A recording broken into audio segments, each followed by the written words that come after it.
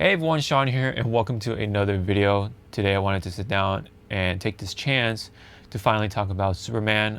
I This is of course the one by James Gunn of the Guardians of the Galaxy fame, who pretty much made that name a household, name for the MCU, a long time ago. No one really talked about Guardians of the Galaxy. I didn't even know what it was until Rocket Raccoon came into Marvel 3. That was my first little introduction, and then the movie came out, blew up ever since. A lot is credit to James Gunn. He's kind of known to be able to make certain things kind of really good, and then but he has his fair share of just other movies that are pretty good as well, but it hasn't been to the same effect as Guardians of the Galaxy and such. But nevertheless, though, Superman is his newest one yet under his belt, and I definitely went to go watch this on a Tuesday night. So it's only almost been a week since I last watched it, and it's been sitting with me for just about a week or so. So I thought I take the chance to talk about it. So what's up with the Superman? What is the consensus, or what is my overall feel for this movie? What do I think of it?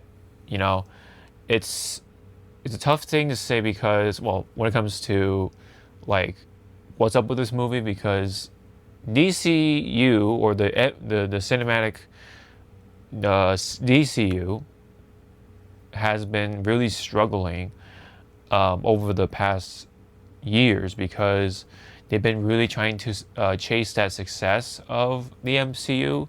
So they really rushed Justice League, and then they did the singular hero movies like Wonder Woman, and then Flash at one point, I think, and then one of the Superman movies before.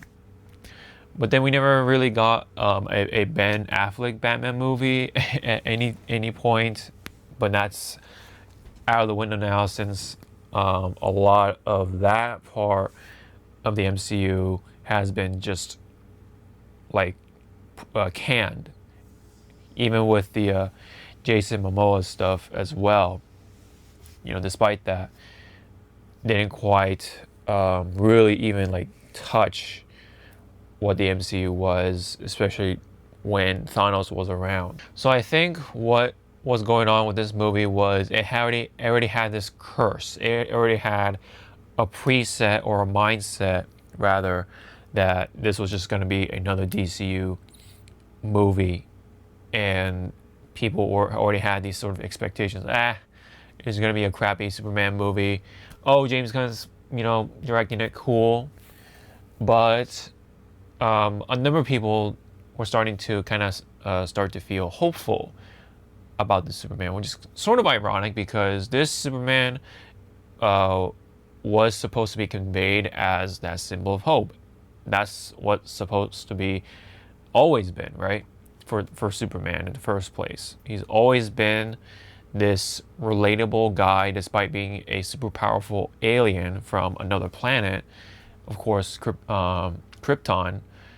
And after it blew up, he was sent here, but he used his powers to just help people, even in the most mundane tasks, like saving a cat, maybe perhaps help grandma across the street or something, stuff like that, just very mundane, very lighthearted tasks. That's what Superman was, until at some point the scale just grew.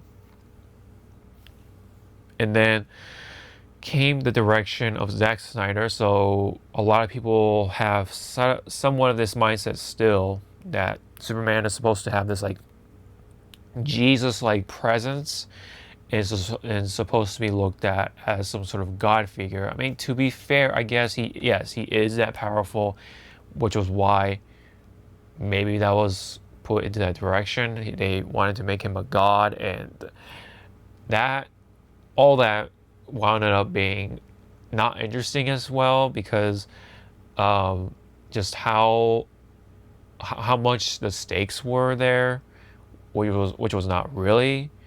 Overall, I think he was just so powerful. He just felt so powerful. So there's really nothing like at stake for this Superman. So all that factoring in, a lot of it, I think James Gunn had a lot of baggage to and a lot of garbage to sort of like clean out. Did he do it with this movie?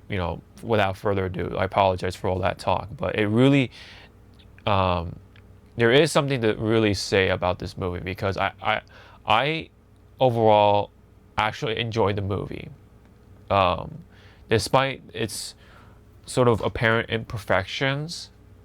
It's hard to explain without spoiling things in some ways, but I think what it really wound down to was just the movie isn't the most perfect, but depending on your mindset, depending on where you're coming from, this is a pretty fun film. But because of yes, the mainstream, a lot of the prerequisites was just kind of fucked up. Was one way to put it. There is quite the obstacle.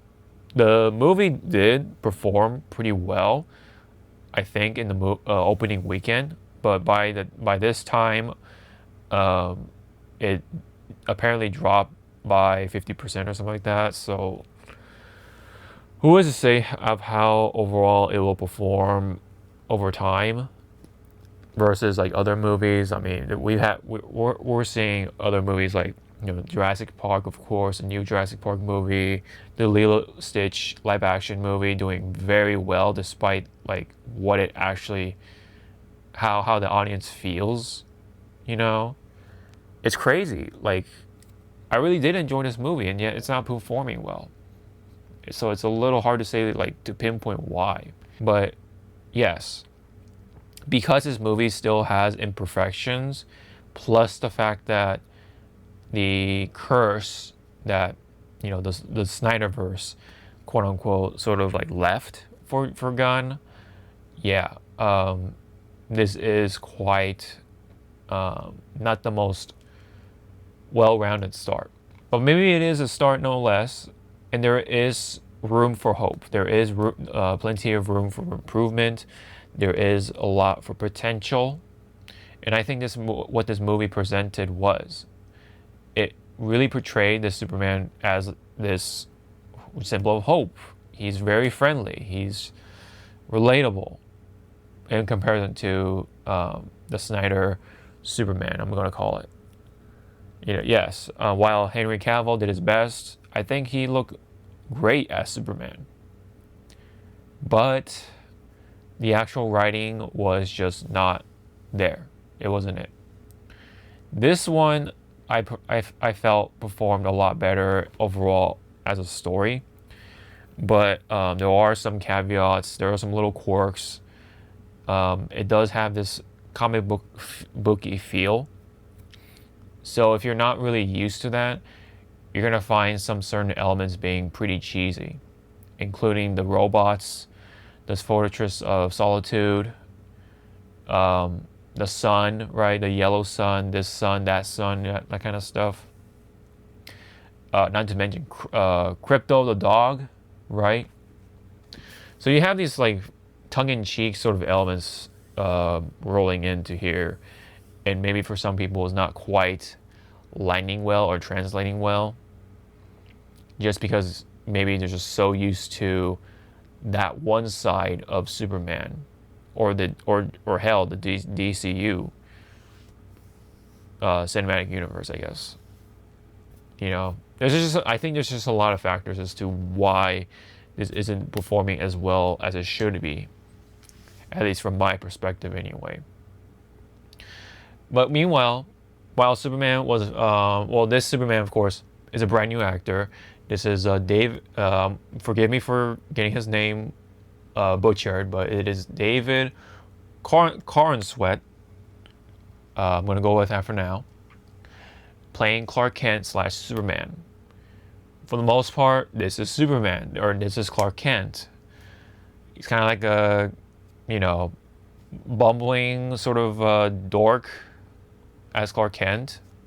Pretty typical. I buy it. When he becomes Superman, of course, while he's more confident, he's much more well put together for himself. He is still grounded. He is still relatable. He is still reachable, if that's the right word for it. And I think that's really the most important thing that this movie could have offered. Besides, like the action, which was pretty adequate for the most part. I mean, it is CGI heavy, yes, but for what it is, it's really cool. Especially with the Dolby Digital experience, I was able to get behind that quite a bit. The movie enhancements, or the theater enhancements does really help with the movie, because there are moments where, you know, you got those hits, the action, just the flying, and the scale of things. It really matches up, or with the sound. The sound really matches up with the scale and the gravitas of the situation, of the scenes. So if you are wondering, should you go watch this movie, I say yes. Unless you have a really good surround sound system in your home, I think you should go for it. It's something about the bass, the rumbling, just that weight of the sound really does help with these types of movies. And of course, yes, Superman is no exception, I think, here. But other important elements for Superman, of course, is the villain, Lex Luthor. He is the household name, arch nemesis of Superman. Always, always, always, right? That is like essentially law within this media.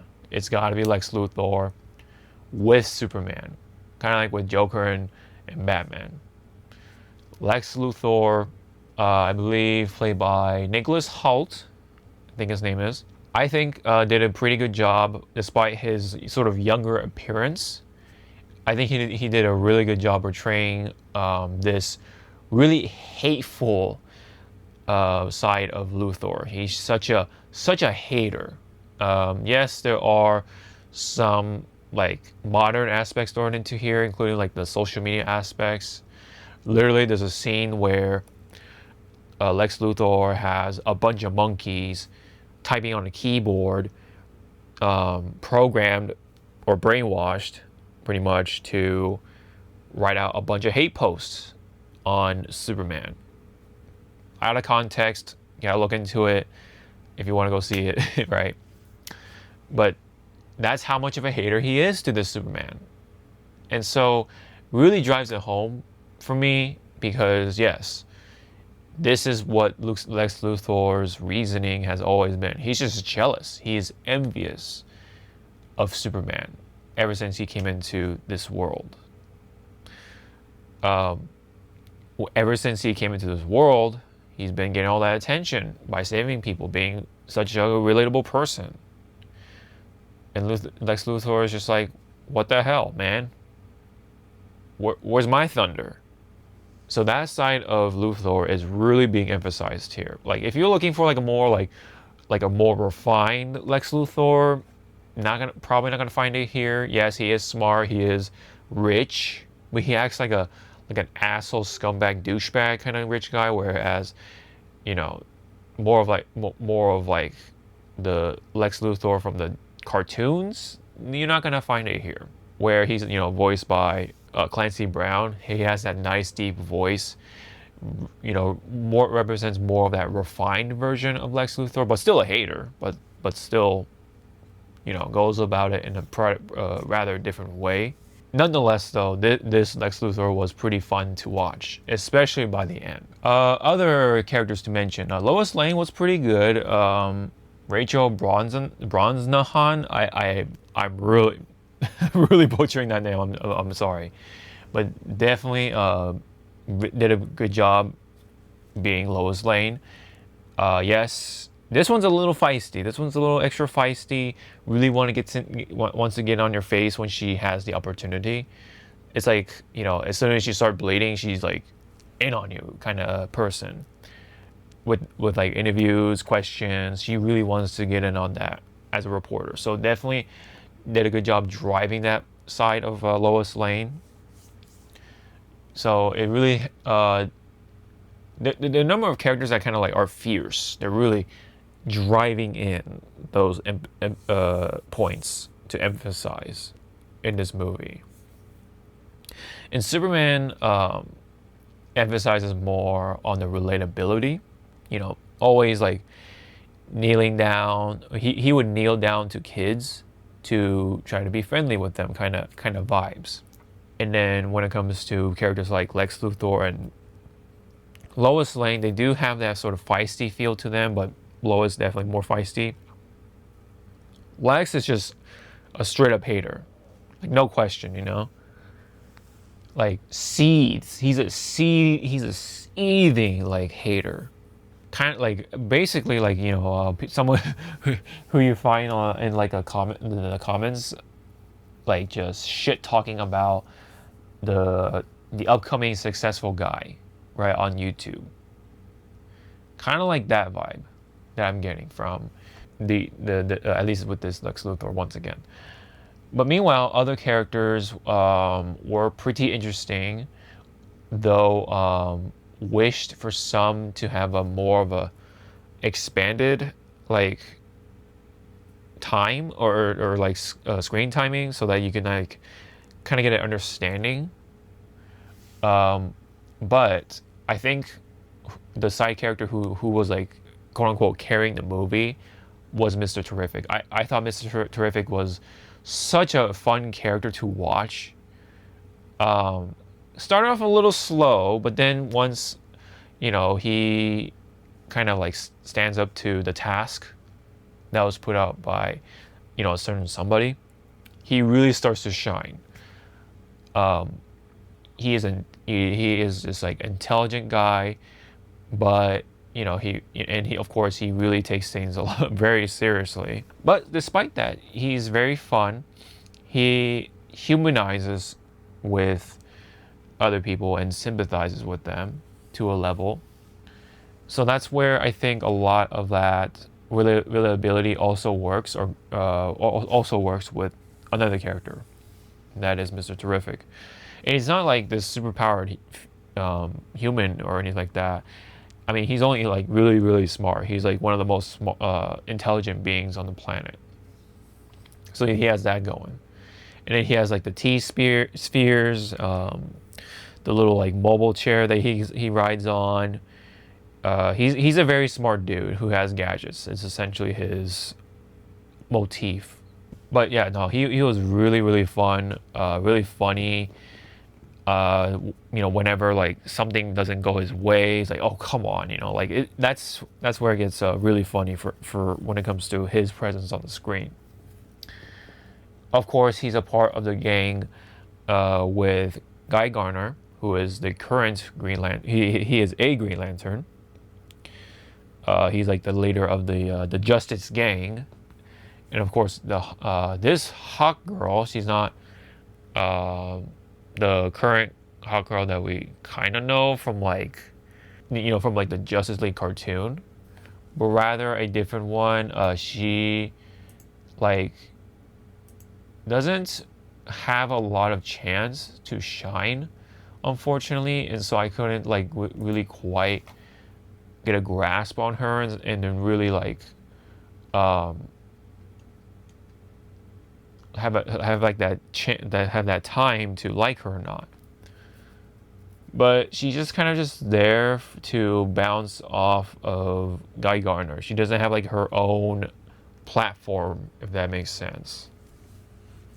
She's just kind of just there for this film, unfortunately. So that if there is a character that doesn't really change much, it's Hawke Girl, to me anyway. She just swings her hammer, she screeches. I noticed. I don't know if that's like part of her powers, just as a Hawke Girl, or this version of Hawke Girl. But yeah, but nonetheless, she has the hammer or her weapon, the bludgeon weapon. Another surprise appearance I didn't even like remember ever appearing like any of the trailers was Metamorpho. Metamorpho was like an interesting character, but uh, I guess just didn't have enough time to grow, so that's why I couldn't like him as much as someone like Mr. Terrific. Again, I think Mr. Terrific like was like the best character besides Superman, or within the movie called Superman, whatever. Um, so the individual characters overall though were fine or really good, like really really likable, including of course Superman. Superman was super likable. I liked Carson Wentz take on the Superman. I think he nailed it. He has the look, the build, especially when he's Clark Kent, blah, blah, back and forth, whatever. So that he did a really good job there. Importantly, and then of course Lex Luthor, the actor for Luthor, Holt, great job as well. Importantly, now again the individual characters were pretty good. One other I guess pair I should say to mention are Superman's parents, or foster parents I should say. Superman's parents were really funny in their own right, even though they didn't have too much to offer. But whenever they did have something to offer. They always felt very comforting. They had that sort of nice Southern comfort. This version of Paul Kent and Martha Kent, I think her name is. They made them really like emphasize on the hillbilly side. And yet they're very comforting. They had this like nice Southern comfort vibes to them. So I was able to get behind that. So whenever there was a time when Superman had to go back to Smallville and back to his home, so to say, his home on Earth, Smallville. It felt like a breath of relief. After all that chaos, just sit down, relax, take in some wise words, all that stuff, like rebuild, recover, get back out there. Sort of that aura, the atmosphere. A lot of the atmospheres were pretty well done, I must say. Of course, there's the action vibes, there's the action moments, but then whenever you're just like relaxing, it felt actually relaxing for the most part, especially when Superman's parents actually came into play. Despite their relatively short screen time, they actually made their time count. Kind of what it felt like. One of the characters that I didn't really like or just found very annoying for some reason was the engineer, who's supposed to be like an ally for Lex Luthor. I just could not get behind her. I don't know. There's just something about her that I just could not connect and see her as a really cool villain. Something was missing, and maybe maybe that was the point. Maybe she was supposed to be like annoying or just unlikable. So whenever Superman like fights back, you cheer for Superman. Maybe that's what they're supposed to go for. But for some reason, she was probably the one character I actually dislike. Maybe hate will be a pretty strong word for it, but dislike is a very very close one to describe it, of my feelings for this engineer. Maybe it was just like, I don't know, the nanotechnology thing was just very interesting. I'm just like kind of tired of it from all the Marvel stuff, maybe, perhaps. I'm not sure. There was Ultraman, but I have I don't really feel too much about this Ultraman. I wish they did a little more with him before the climactic battle. I think there were some comedic moments a little bit here and there, but I wish there's a little bit more with that. Maybe there should have been more scenes with Engineer and Ultraman. That would have been nice. Kind of like reveal them as like how they're like when they're humans or when they're under downtime, right? Especially when this movie actually did a pretty decent job with the pacing. They kind of just was just like missed opportunities to help some characters grow, including Hawk Girl, including Engineer, and perhaps even Ultraman. I say that because, especially in the beginning, typically these superhero movies always start with the origin, and for those who have watched through these superhero movies, have time and time again have to go through the same exact you know origin story, including Superman's parents, how he came to from Krypton to Earth. Oh yeah, he got the name Clark Kent, blah blah blah, all that stuff. Like, and especially with the Spider-Man movies, always yeah, Uncle Ben dies, this and this and that. But they forgo that. They actually just straight to the point of the time, present time. But what they did do though, it was just like text, like, oh, this happened this many minutes before, or this many years ago this happened, this years ago this happened. So I don't know if that was the best way to do it. They could have been, maybe that could have been a time for like still shots, like cool looking still shots, but we didn't even get that. Nothing visually interesting. It's just like text. You're just kind of expected to understand what you were reading on the screen. But it is one way to do it, so I guess we can give it that, I guess. But they could have done that part better. And that was like right at the beginning, mind you. There was a gripe I do have, but this may be a make or break kind of thing, depending on whether this happened in the comics or not. Like, I don't know if this was even like a thing in the comics or whatever. But essentially, what I didn't like about one thing I for sure did not like how the one thing for sure I did not like about this movie was how they got the ball rolling. How they got the ball rolling when it came to the actual conflict of this movie. What's the conflict for Superman? What's the one big obstacle for Superman, and how it started? And how it started for me was just not something I can really grasp or believe. It's just kind of just like writer's convenience. Like, all right, it's just because it's written there. Okay, the characters are gonna feel this way. Oh, Superman is this. Oh, Lex Luthor is that. Okay, all right, let's get a move on.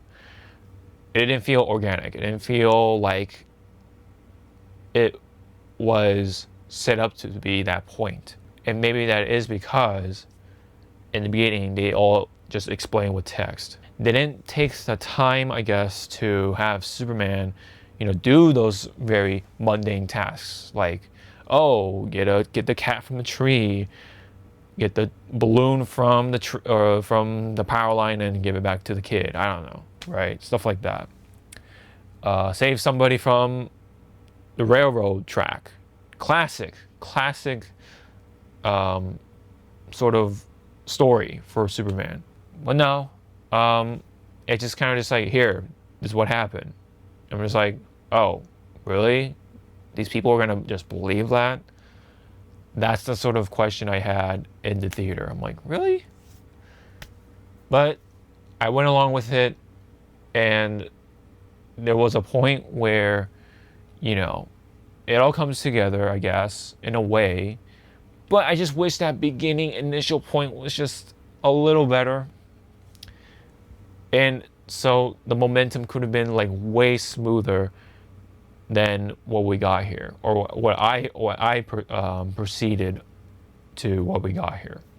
Oh yeah, there was one other character that I almost forgot, and it was Crypto, the dog. Yes, we have a flying dog coming into here. He is also super strong. This element was where this could be like, oh, this is stupid, this is so cheesy, comic booky, whatever. But I enjoyed Crypto's presence. I thought it kind of added a layer to the movie, because there was a moment where, yes, Crypto does get kidnapped. I'm gonna leave it as very vague as possible, but then at one point Superman, because like in the early part of things, relationship between Krypto and Superman was like super rocky. It has its like diamonds in the rough, but it is pretty rough because Krypto is like doesn't exactly have subtleties. It just goes straight into like just being super excited and at times hurts Superman in the process. And so we had that going. But despite that, on the inside, you could really see or feel that, Superman loves his dog or cares for this dog at least. Or at least enough.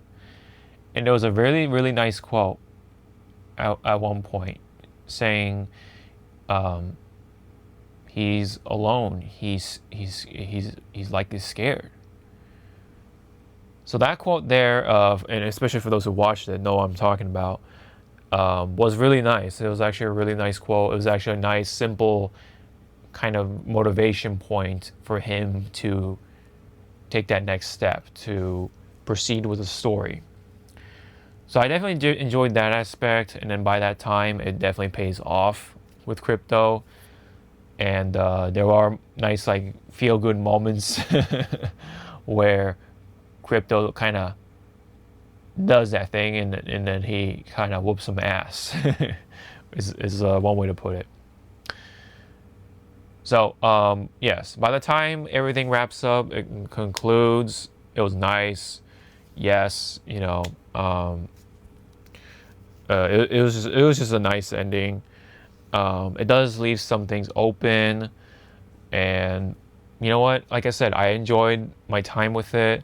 There are 2 credit scenes, so go out there and watch it if you haven't already. I think this is one of those movies where I don't really need to step down. Really need to make a spoiler segment. I just kind of just talking about just the movie in general and what was going on with it, especially because this movie isn't performing well box office wise, despite having a pretty good story and like writing and everything. I think this deserves better.